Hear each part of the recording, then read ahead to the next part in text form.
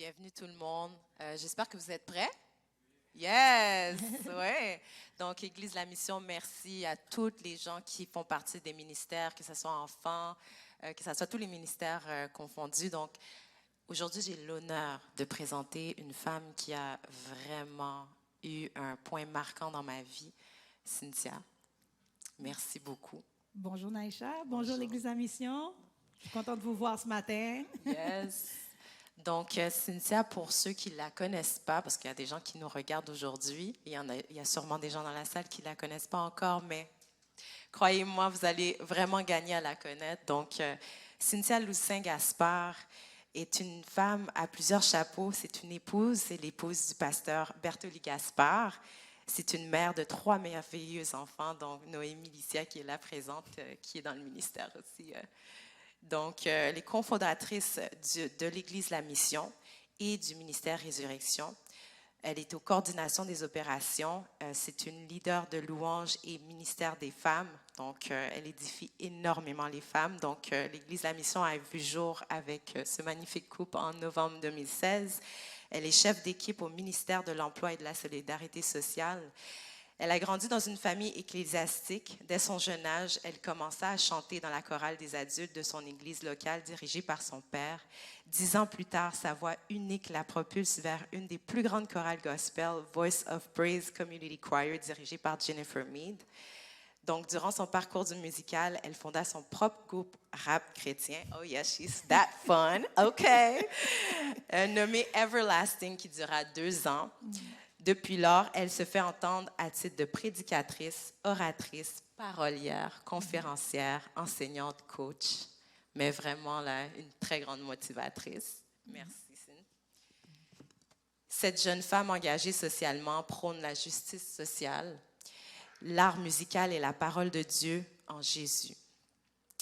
Donc aujourd'hui, on va parler du développement de la patience dans nos vies et la formation du caractère en Christ. Puis, avant qu'on commence, je voulais dire, Cynthia, vraiment, il y a 2 ans, quand je suis rentrée à l'Église La Mission, on s'est rencontrés dans un événement gospel. On ne s'attendait pas de se rencontrer. Effectivement. Puis, j'étais sans Église à cette époque-là. Puis, ce qui m'a vraiment frappée avec toi, c'est que tu as eu ce cœur et cet amour de me dire, on est en mission. Puis ça m'a vraiment interpellée, mais il y a une phrase que tu m'as dit.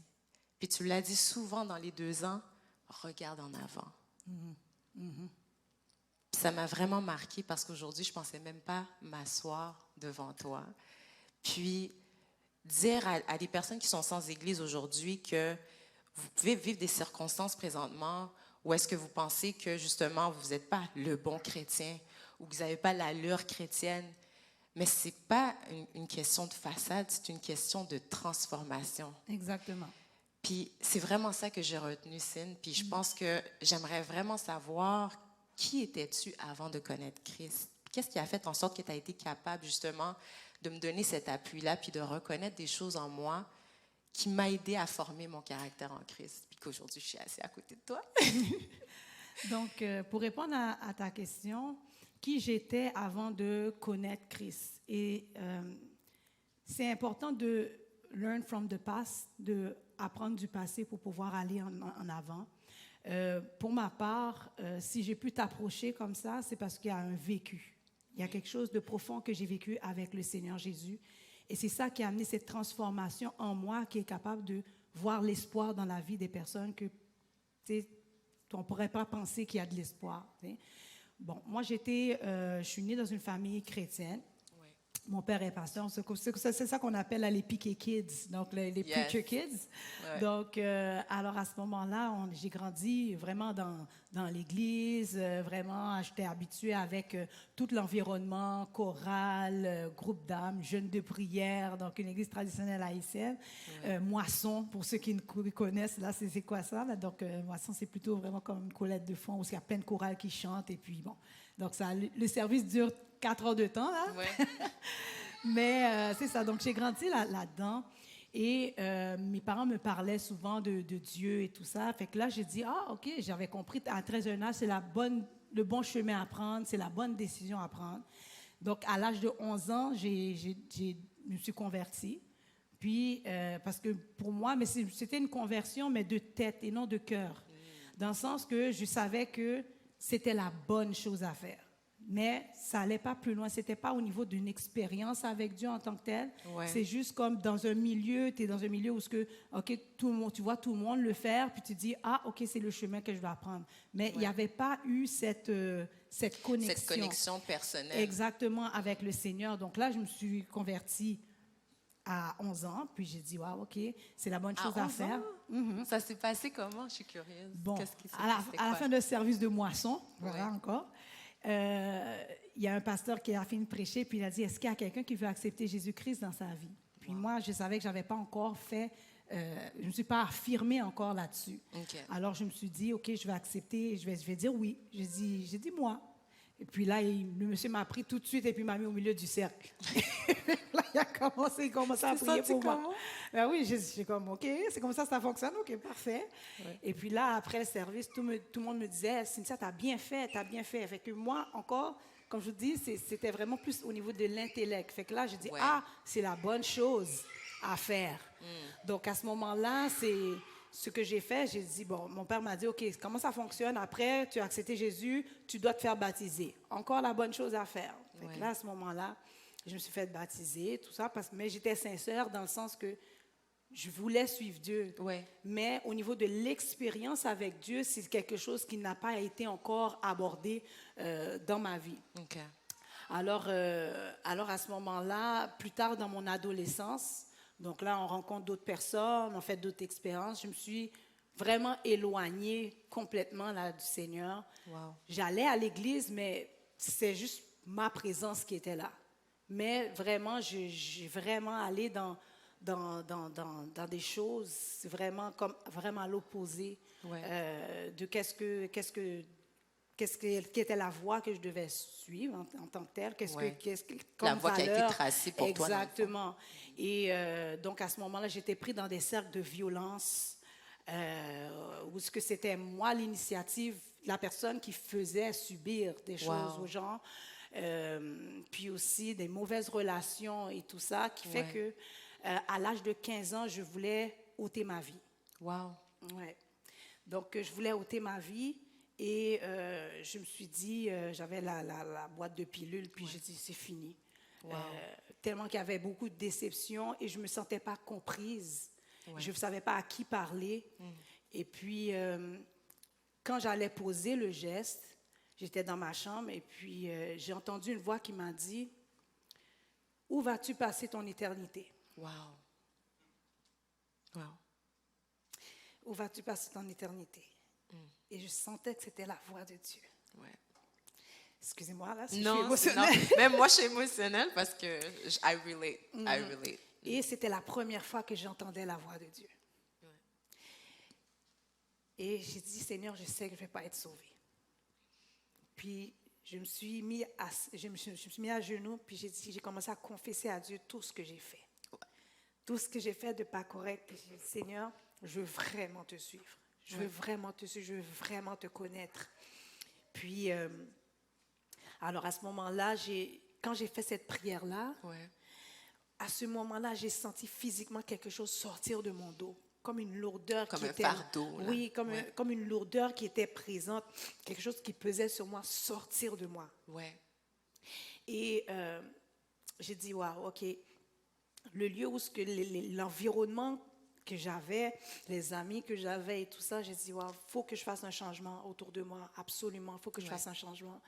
Et qu'est-ce que je pourrais vous dire, c'est que parfois, on se voit dans la situation dans laquelle on est, mais c'est parce qu'on ne voit pas vraiment le potentiel que Dieu met en nous parce qu'on n'est pas dans un bon climat. Exactement. On n'est pas dans un climat favorable à la croissance, favorable à ton expansion. C'est ça. Et parfois, Dieu va te mettre dans ton cœur ou même éloigner des gens de ton entourage parce que le climat n'est pas propice à ton expansion. Exactement. Et Dieu a besoin de te prendre et à te mettre dans une nouvelle terre, dans un nouveau climat, dans un nouvel environnement. Ouais.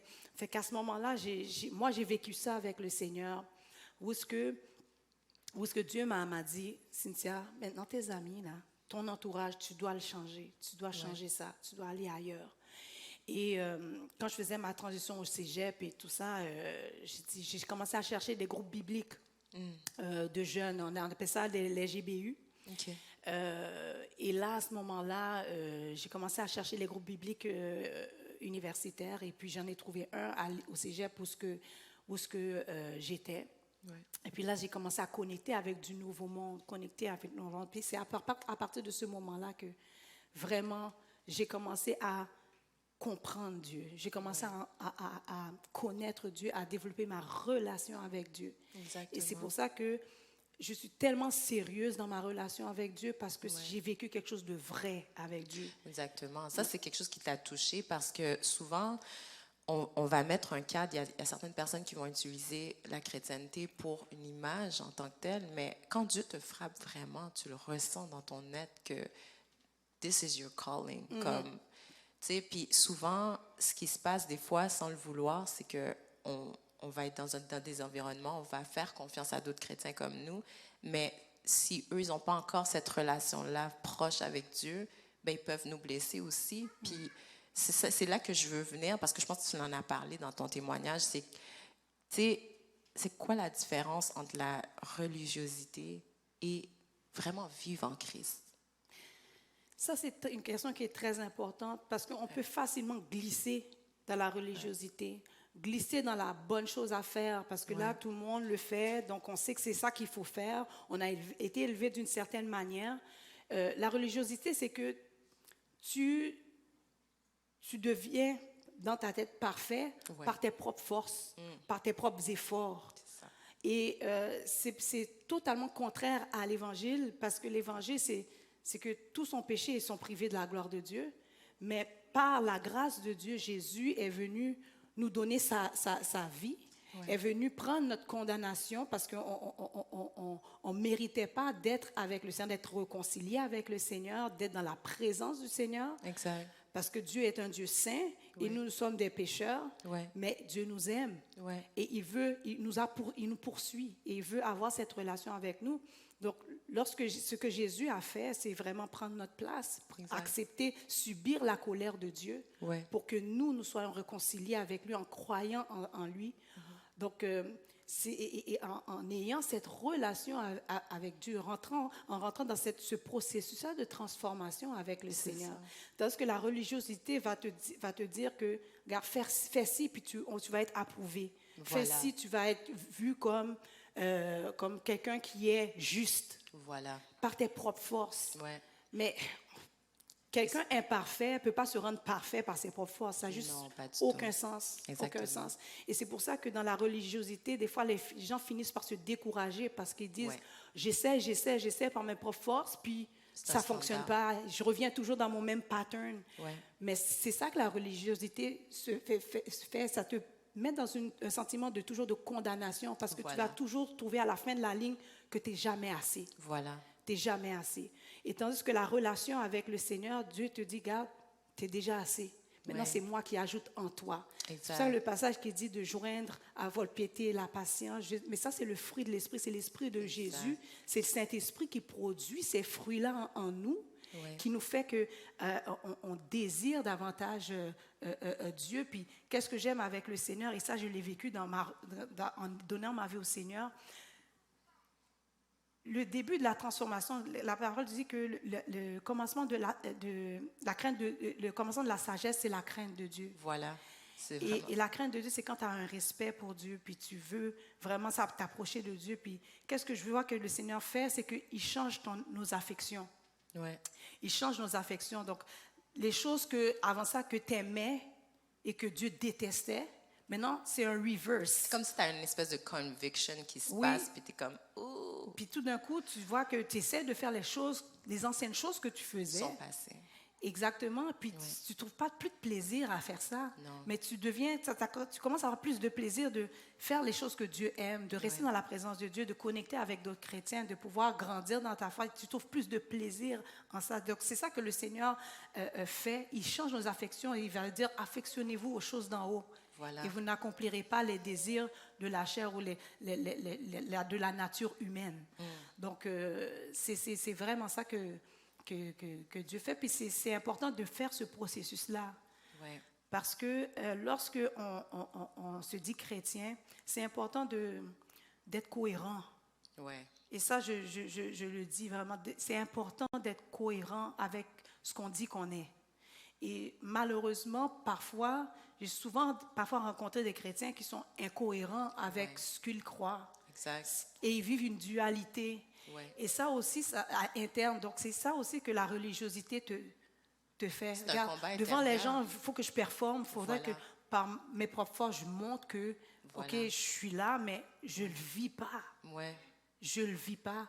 Et ce n'est pas en dualité que Dieu nous a appelés à fonctionner. Exactement, c'est Et ça.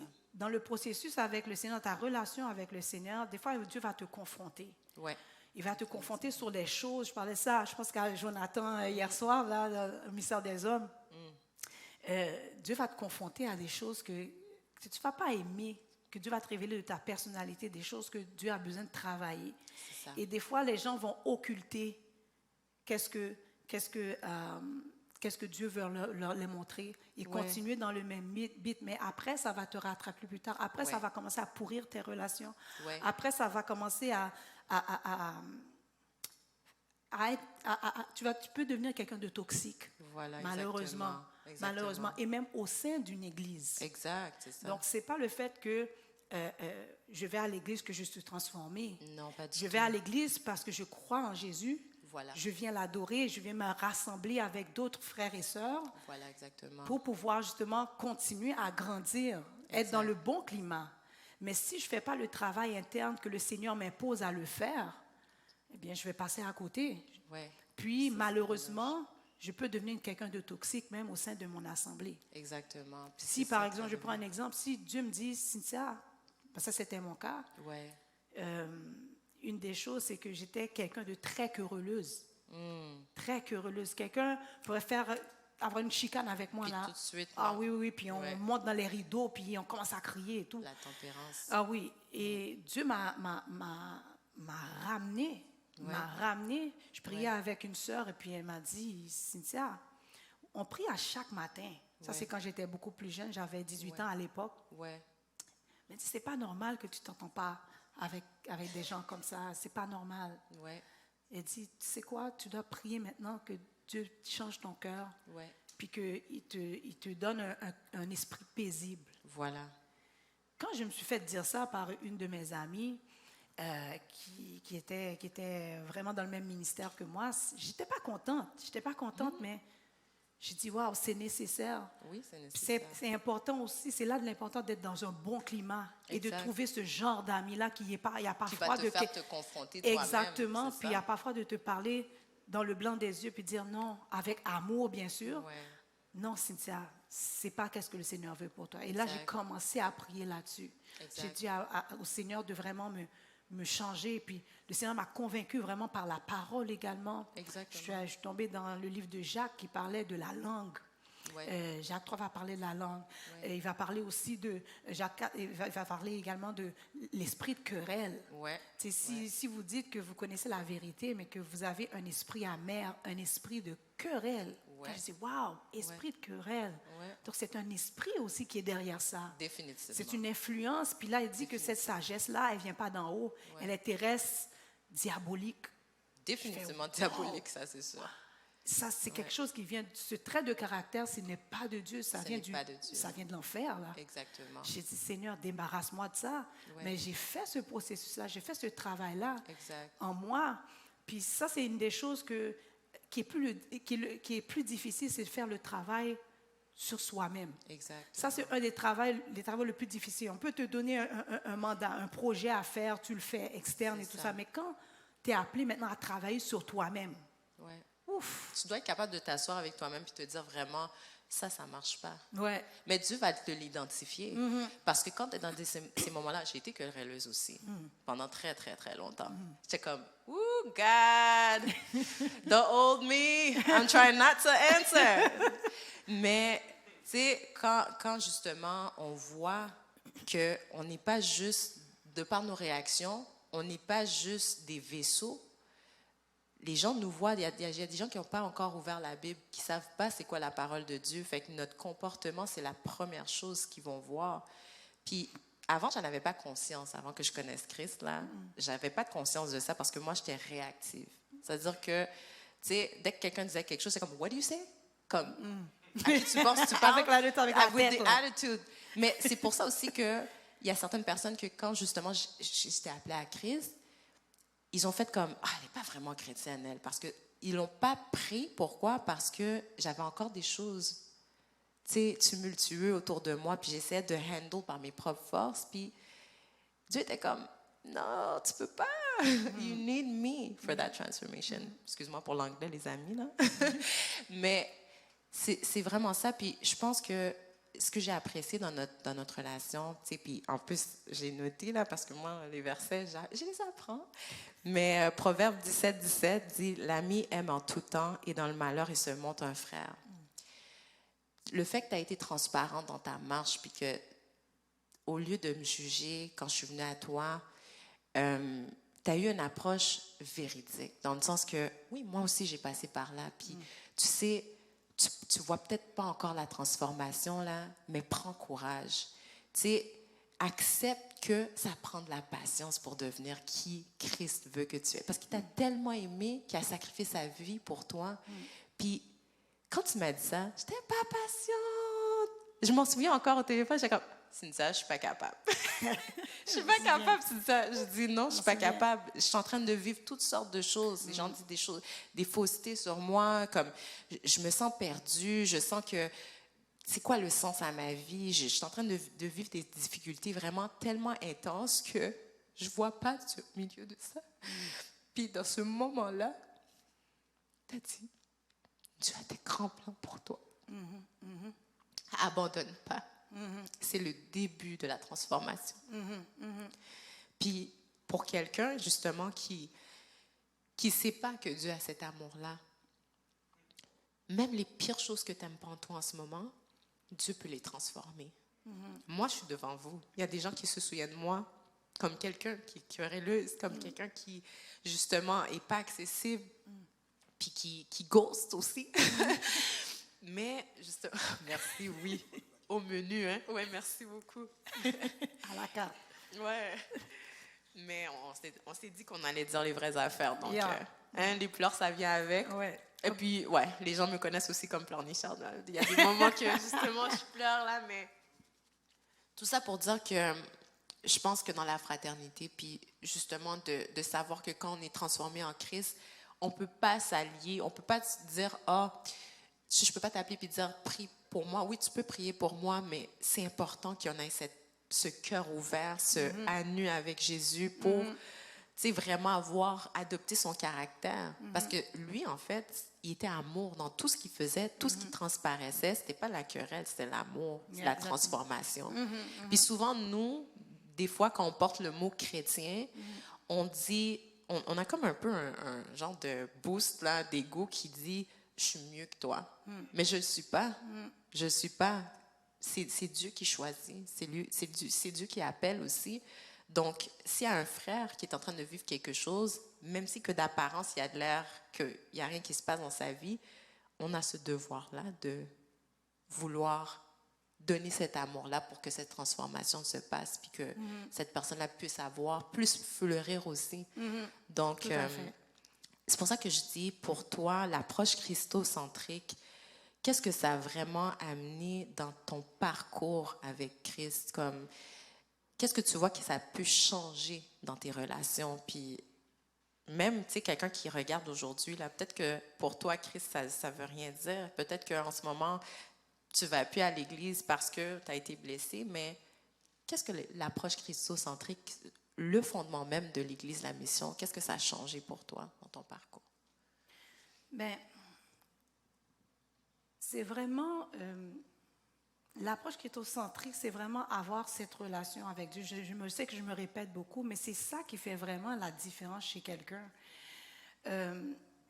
Si je reviens à mon témoignage, comment je suis venue au Seigneur, puis j'ai commencé à confesser à Dieu tout ce que j'avais fait et tout, et puis j'ai commencé à relire ma Bible. Tu sais, j'ai enlevé la poussière qui était dessus, là. Puis là, j'ai dit, OK, bon, là, je vais me remettre là-dessus, puis là, je vais recommencer à lire. Puis il y a un verset, pendant que j'étais en recherche de pouvoir connaître Dieu, un verset dans Jérémie 29, verset 11, qui dit, « Car je connais les projets que j'ai formés sur vous, dit l'Éternel, J'aime tellement ce verset. projets de paix et non de malheur, afin de vous donner un avenir et de l'espérance. » Ouais. Donc, j'ai compris que Dieu avait un plan pour moi, il avait des projets pour moi, Ouais. et il avait un avenir pour moi, et je pouvais avoir un espoir Exact. à qu'est-ce que Dieu a pour moi. Et souvent, des fois, certaines personnes manquent d'espoir. Ouais. De qu'est-ce que du lendemain, qu'est-ce que le lendemain les réserve, qu'est-ce qu'ils pourront accomplir. Et des fois, c'était ce manque d'espoir-là qui fait que les gens, parfois, peuvent stagner Ouais. ou devenir dépressifs quand tu ne sais pas comme, où tu t'en vas dans la vie, qu'est-ce que ce que je suis en train de faire, qu'est-ce que ça va donner comme différence. Exact. Puis moi, qu'est-ce que je veux vous dire et partager, qu'est-ce que le Seigneur m'a fait comprendre, c'est que ta vie compte pour Dieu. Oui, ta vie compte pour Ta Dieu. vie compte pour Dieu Définitivement. et il a vraiment des projets pour ta vie. Exact. Puis souvent, on veut être des gens qui veulent faire de l'impact, qui veulent faire une différence dans le monde, qui veulent faire... Mais moi, je pourrais te dire que les projets que Dieu a pour toi, c'est des projets justement pour changer le monde, pour pouvoir transformer, pour pouvoir faire une différence autour de toi. Exact. C'est à ça. Dieu nous a tous appelés à être une source de bénédiction. Là, dans le milieu où il va te déposer. Exact. Donc, là où ton pied va fouler, Dieu va faire de toi une source de bénédiction. Voilà. Mais la vie christocentrique, c'est vraiment, Seigneur, Jésus-Christ est au centre maintenant de ma vie. Donc, il veut dire, Seigneur, et c'est ce que Jésus disait, ma nourriture est de faire la volonté de celui qui m'a envoyé. Voilà. Donc, ta nourriture, c'est quelque chose que tu manges chaque jour, c'est quelque chose que tu consommes chaque jour, c'est quelque chose Voilà. avec quoi tu fonctionnes chaque jour. C'est faire la volonté de Dieu. Et justement, faire la volonté de Dieu, c'est des plans d'amour. Voilà. C'est des plans qui vont... des plans de bénédiction. Le pasteur disait ça dans une des prédications, c'est qu'on a toujours deux choix.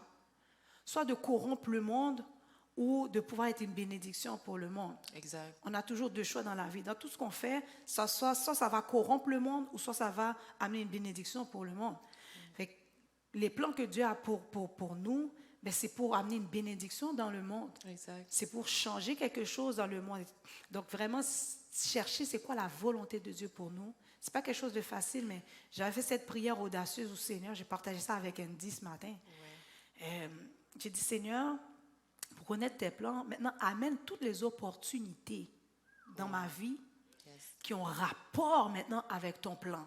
J'ai dit, Seigneur, je ne veux plus perdre mon temps avec des activités, des initiatives qui n'ont aucun lien, aucun rapport à ce que tu veux pour moi. Ah, exactement. Je ne veux plus Amen. perdre mon temps, perdre mon argent dans des choses que Futile.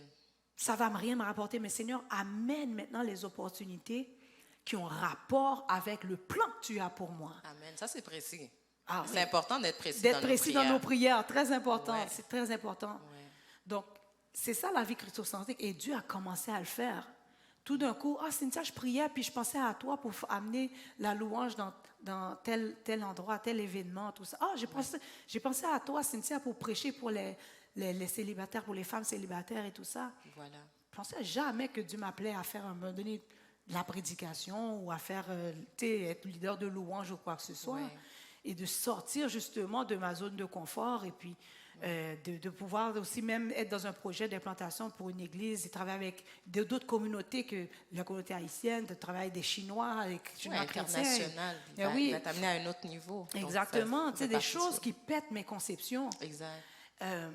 Puis c'est ce que le Seigneur a fait. Puis c'est comme ça que tu commences à discerner la volonté. Puis je disais la parole de Dieu, puis j'ai commencé à découvrir les dons spirituels.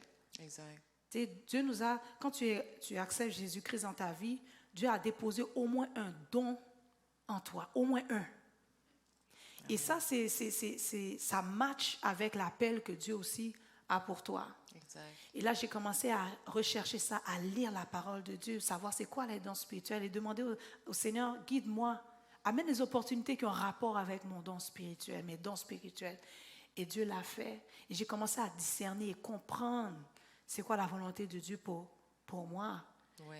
Puis de définir ton identité. Exactement. En Christ aussi. Et maintenant, tous les choix, que ce soit carrière, que ce soit la personne avec qui je vais me marier. J'ai dit, Seigneur, quand j'étais single à l'époque, j'ai dit, Seigneur, tu sais, donne-moi un homme rare. Pas un genre de gars là qu'on trouve dans chaque coin de rue. Il faut être pressé encore une fois. La prière de Cynthia. J'ai dit, Seigneur, donne-moi vraiment un homme là qui sait où il s'en va. Puis, tu sais, puis j'ai demandé ça au Seigneur. Puis j'avais une liste. Je dois dire, j'étais ma liste, moi. Eh bien, regarde, moi, j'ai rien contre les listes, mais sauf que laisse Dieu changer la liste. Amen. Hein? Amen. Laisse Dieu changer la liste, parce que de plus en plus, tu deviens mature spirituellement. Tu vois que, pourquoi j'ai écrit ça? Pourquoi j'ai écrit ça? Tu l'as-tu gardé, la liste? Hein? Tu l'as-tu gardé? Je pense qu'elle est déchirée quelque part, là. Mais je l'avais gardée. Mais t'en as plus besoin, elle est là. Ben ouais, donc, ouais, c'est là. Mais tu sais, au fur et à mesure, je voyais des choses dans ma liste. Je dis, ça n'a pas de sens, cette affaire-là. Puis, tu sais, c'est comme, mais je dis, Seigneur, regarde, je te pose une page blanche, là, écris. Wow. Tu me connais mieux que moi-même. Même ça, j'ai dit, Seigneur, guide-moi. Guide-moi, puis donne-moi un homme rare. Tu sais? Amen. Puis quand j'ai demandé ça au Seigneur, le Seigneur m'a dit, mais toi, deviens une femme rare. Amen. Yes. Tu sais, des fois, on veut des choses, Seigneur, donne-moi ça commence par soi. Donne-moi ce niveau-là, donne-moi Dieu, d'homme de Dieu, et puis tout ça. Mais est-ce que toi aussi, tu es dans le niveau? Hein? Est-ce que toi, tu es là? Exactement. Non, mais tu sais, c'est comme, regarde, soyons conséquents. Je veux dire. La saison de préparation, tu m'en avais Exactement, parlé la saison de fois. préparation. Donc, vraiment, c'est ça, vivre une vie christocentrique, c'est mettre Dieu au milieu de tout. Amen. Dieu au milieu de tout. Yes. J'ai prié Dieu pour la carrière, j'ai prié Dieu pour mon mariage, mon futur mari, j'ai prié Dieu pour mes futurs enfants, j'ai prié Dieu pour mon appel. Donc, tout a rapport avec Christ et avec son plan. C'est comme la chose la plus insignifiante, mais pour Dieu, ça a du prix. Ouais. Donc, de ne pas avoir peur de pouvoir s'approcher de Dieu puis dire, Seigneur, aussi insignifiante que tu penses que la chose soit, présente-le devant le Seigneur. Exact. Présente-le devant le Seigneur et restez ouvert. Parce que des fois, on a tout notre plan déjà planifié d'avance, tout ça. Oui. Là, moi, là, à tel âge, je vais être là. À tel âge, je vais être rendu là. Puis, non, présente devant Dieu la page blanche, puis dis, Seigneur, que ta volonté soit faite dans ma vie comme elle est exercée au ciel. Amen, amen. Et là, à ce moment-là, et demande Dieu, Seigneur, amène les opportunités qui viennent de toi, qui ont rapport maintenant avec ton plan. Et donne-moi le discernement à refuser les opportunités qui n'ont rien à voir là. Et le Seigneur va le faire. Et c'est ça, vivre une vie christocentrique, c'est pas plate. Tu sais, des fois, on pense que la relation avec Dieu, c'est juste venir à l'église, puis faire ton message, puis tu retournes chez toi. Non, c'est cette recherche. Tu vas un petit peu plus loin que juste la surface. La surface. Ouais. Qu'est-ce que Dieu a pour toi? Il faut le chercher, il faut le désirer. Spécifiquement. Et c'est comme, je pourrais dire, c'est un journey, c'est un processus, c'est une aventure. Et croyez-moi, là, ce que Dieu a pour nous, pour vous autres, c'est vraiment pas plate, là. Dieu va vous challenger. Dieu va vous challenger dans vos peurs, dans vos craintes. Exact. Dieu va vous challenger parfois même par rapport à votre passé pour vous guérir pour votre présent. Yes. C'est quelque chose de tellement bénéfique de vivre une vie centrée sur Jésus et de se sortir de la religiosité qui t'handicape, qui aussi t'amène à un niveau d'orgueil aussi. Exact. Où ce que tu dis, OK, par mes propres forces, je suis approuvé des autres, fait que les autres que tu vois qui ne sont pas au même niveau que toi, ben, tu les regardes de haut. C'est ça que ça fait la religiosité, mais au fond, là, tu ne progresses pas. J'ai toujours en tête la parabole la parabole du pharisien et du publicain. Où est-ce que Jésus racontait ça, puis il disait qu'il y a deux hommes qui sont allés à la synagogue pour la prière. Un était un pharisien, donc un homme religieux qui connaît les rouages de la religion judaïque et tout. Et un autre qui était un publicain. Les publicains étaient considérés comme des traîtres, considérés comme des gens que, regarde, tu ne fais pas partie du peuple, tu travailles pour l'État, écoute, t'es rien. Mais il a exposé la prière de ces deux individus-là.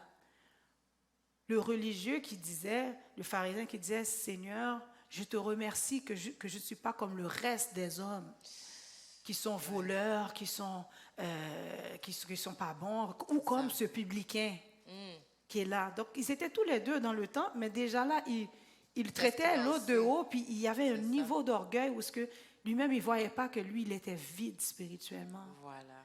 Et qu'il n'était pas dans la volonté de Dieu. Puis, moi, je me dis, c'est ça la religiosité fait. Oui, ça blesse beaucoup. Où est-ce qu'on devient des pharisiens de temps moderne pour les gens à l'église. Et ça n'amène pas, la transformation, ça éloigne les gens de l'église. Et souvent, des gens qui ont été blessés par certaines églises ou certaines personnes, je pourrais dire, dans les églises, c'est souvent ces gens qui ont cette approche-là, pharisianique. Exactement. Mais la prière du publicain, sachant que, regarde, je sais que qu'est-ce que je fais, c'est pas correct. Mais Seigneur, sois apaisé envers moi qui suis un pécheur. Il a été vrai avec Dieu. Exactement. Il a exposé ses fautes, puis il l'a remis en Christ pour que justement il y ait cette transformation. Parce qu'on s'entend, c'est pas par nos propres forces, mais il l'a exposé pour. Puis c'est ça l'affaire, c'est que Dieu, il va toujours qualifier celui qui se sent pas qualifié. Exactement. Donc, si aujourd'hui tu te sens pas qualifié là, sache que Dieu, qui est notre Créateur, va justement faire ce pas-là pour nous qualifier. Cynthia, merci. Je vais juste... Oui, oui, vas-y. Juste ajouter une dernière chose. Exactement. Donc, moi, j'aime beaucoup la fin de cette parabole-là de Jésus. Oui. Il a exposé le résultat. Oui. Il a dit que le publicain est sorti justifié. Voilà, exactement. Dieu l'a justifié. Dieu l'a pardonné. Amen. Dieu a établi le contact avec lui. Exact. Tandis que le pharisien, il n'avait aucun contact avec Dieu. Et c'est ça la religiosité fait. Exact. C'est que ça te met dans un moule, dans un cadre, où ce que tu penses que ce que tu fais par tes propres forces, ça te justifie, mais tu n'as aucune relation avec Dieu.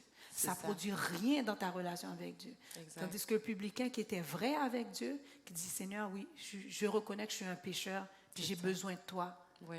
Puis Dieu a dit, regarde, il a été pardonné.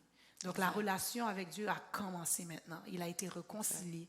Oui. Donc c'est vraiment ça que j'encourage tout le monde, tous les internautes qui sont avec nous et ceux qui sont avec nous ici, vraiment de poursuivre, de pouvoir chercher. Parce que Dieu dit que si on le cherche, il va se laisser trouver par nous. Amen. J'ai une dernière question pour toi. C'est pour ça que je venais à ça, parce que franchement, qu'est-ce que tu viens de dire, c'est vraiment puissant et percutant. Pour les internautes ou même les personnes qui sont présentes ce soir, j'allais dire ce soir, aujourd'hui, qu'est-ce que tu dirais que dans le temps qu'ils doivent justement faire face à cette patience-là qu'ils doivent utiliser justement pour laisser Dieu les façonner, les transformer, ça serait quoi ton conseil pour quelqu'un qui nous regarde, qui est comme entre deux en ce moment, qui n'a pas d'église, qui ne voit pas nécessairement la face de Christ présentement dans sa vie? Qu'est-ce que tu pourrais dire que la patience va produire dans sa vie? Ben, c'est le temps que je veux dire, le temps, la patience, c'est une période de temps. Mais qu'est-ce que tu vas faire de cette période de temps-là qui va être déterminant? La patience, c'est que ça te met dans un état où tu ne vois pas qu'est-ce qui est en avant, tu ne sais pas où tu t'en vas parfois, mais tu es dans une période où tu es figé dans le temps, mais tu as le temps.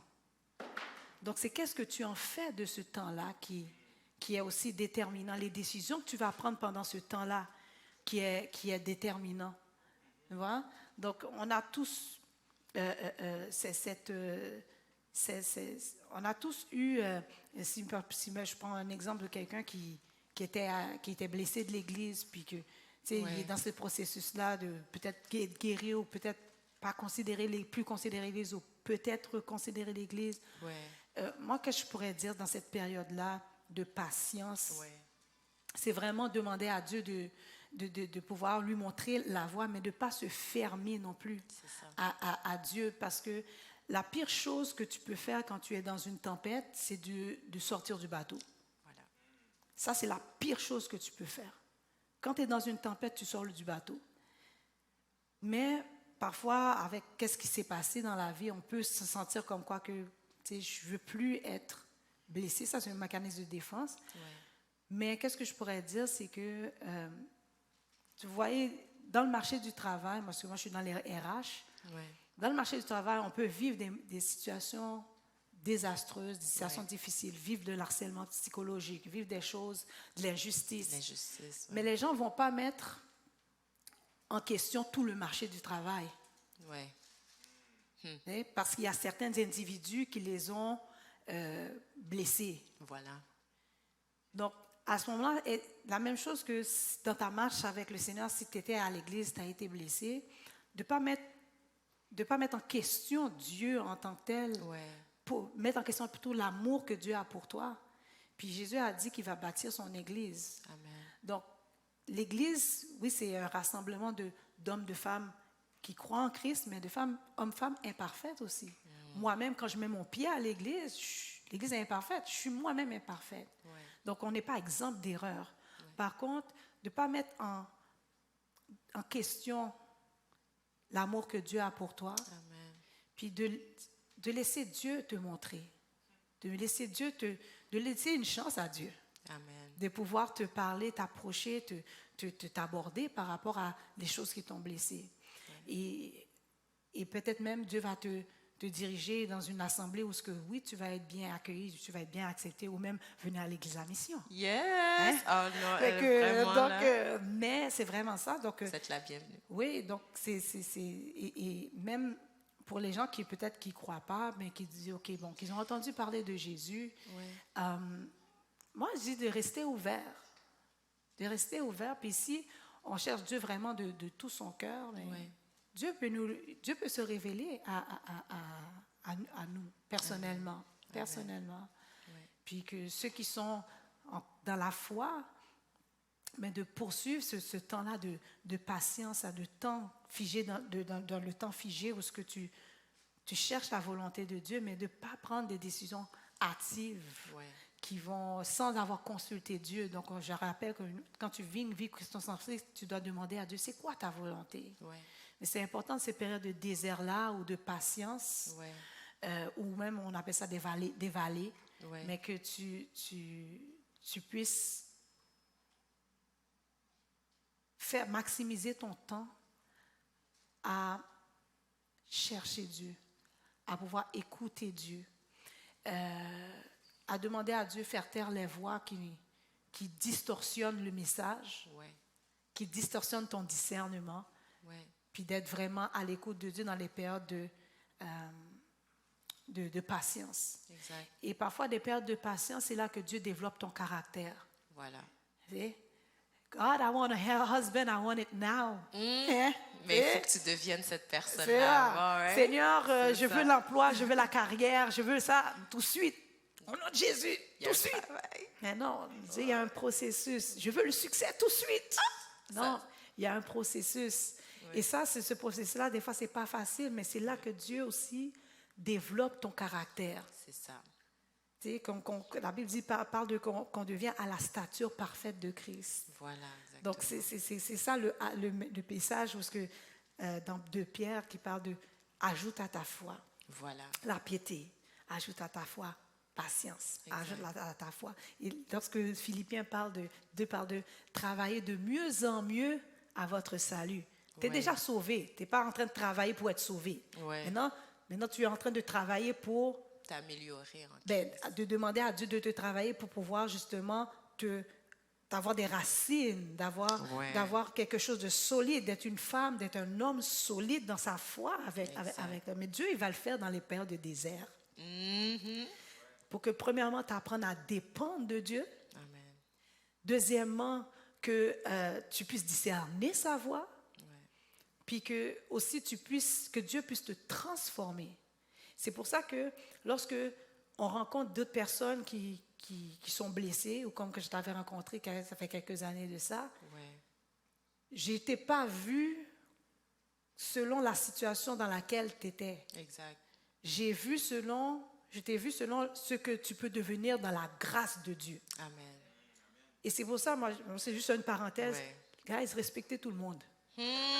Respectez tout le monde parce que vous ne savez pas qu'est-ce que cette personne peut devenir dans la grâce de Dieu. La personne que vous humiliez aujourd'hui, là, Aïe, aïe, aïe. peut-être Dieu va va l'utiliser pour que vous puissiez être embauché quelque part. Puis c'est cette personne-là qui a parlé à votre place pour que vous soyez embauché. Amen. Vous Ouais. ne savez pas qu'est-ce que cette personne-là peut devenir dans la grâce de Dieu. Exact. Et pourquoi j'ai fait ça? Parce que je l'ai expérimenté moi-même. Dans ce temps de patience où ce que Dieu était en train de me travailler, Dieu est en train de me montrer certaines choses, travailler quelque chose dans mon caractère. Ouais. Puis les gens me voyaient comme l'ancien Cynthia avant. C'est ça l'affaire. Puis là, quand ils voient qu'est-ce que le Seigneur, de quelques années après, qu'est-ce que le Dieu. Seigneur a fait dans ma vie, puis ils disent, waouh, gloire à Dieu. Amen. Et moi, ça m'a donné la perspective que si Dieu l'a fait pour moi, Il peut le faire. sachant où qui j'étais avant, il n'y a pas de limite là. Qu'est-ce Il y que en a Dieu peut pas. faire dans la vie de quelqu'un? Exact. Si Dieu a pu changer la vie de Paul, qui était un meurtrier, Ouais. écoute, et qu'il a changé au point qu'il était prêt à donner sa vie Ouais. pour Puis- qu'on ait vraiment comme une bonne partie du Nouveau Testament. C'est Paul qui l'a écrit là. C'est ça. Tu sais, Mais les il y a eu lettres dans beaucoup de l'Église. résistance face à ça, mais Exactement. finalement, il y a eu une transformation. Tu sais. Et cette transformation-là, Paul aussi l'a vécu. Il dit que, regarde, maintenant, je suis capable de vivre dans l'abondance comme dans la disette, Amen. dans la faim comme dans l'abondance. Je sais comment vivre dans toutes ces saisons-là. Ouais. Mais comment il a fait ça? Parce que là, il y a eu cette période-là de transformation que le Seigneur a travaillé dans ces périodes de vallée. Et je pense que quand tu sais quand tu as été touché par l'amour de Jésus, Ouais. quand je suis vraiment touché et transformé par l'amour de Jésus, ben cet amour-là, tu vas l'avoir envers les autres. C'est vrai. Tu dis que Dieu a été vraiment patient avec moi. Ouais. Mais tu vas développer aussi la patience aussi envers les autres parce que tu vas te souvenir, Dieu a été patient envers moi. Ouais. Hein? Quand tu vois qu'il y a des cas désespérés, Il n'y en a pas pour Dieu. écoute, des gens qui se présentent devant toi, puis c'est soit selon les gens ou la société, c'est des cas désespérés. Aïe. Mais toi, tu vas dire, hey, moi, j'étais un cas désespéré. Fait que je sais que le Seigneur est capable de pouvoir faire cette œuvre-là dans la vie de quelqu'un, puis Ouais. tu n'auras pas peur de prier pour cette personne, puis de croire à l'impossible pour cette personne-là. Amen. Puis qu'est-ce qui est encore plus beau, c'est que quand tu fais cette démarche-là avec le Seigneur, tu le vois vraiment. Tu le vois vraiment. Je disais à Naïcha, puis il dit, Cynthia, est-ce que tu crois vraiment que Dieu peut faire ça dans ma vie? J'ai dit, écoute, je le crois tellement, puis je me réjouis déjà d'avance. Oui, tu as prononcé puis le pouvoir de la parole, encore une fois. Yeah. Parce que dans cet instant-là, puis je pense qu'il y a quelqu'un aujourd'hui, justement, qui a besoin d'entendre ça. Dans cet instant-là, il y a quelqu'un qui t'aime. Puis il y a quelqu'un qui a déjà prononcé ta victoire, qui a déjà prononcé ta transformation. Peut-être que tu ne le vois pas maintenant, mais ça va se faire selon le temps de Dieu. Amen. Patience. Donc, Patience merci. dans l'affliction. Oui, exactement. Merci Cynthia. Merci à tout le monde. Donc, c'est ça. on va accueillir Pasteur Bertoni. Oui. Merci. Merci à vous tous.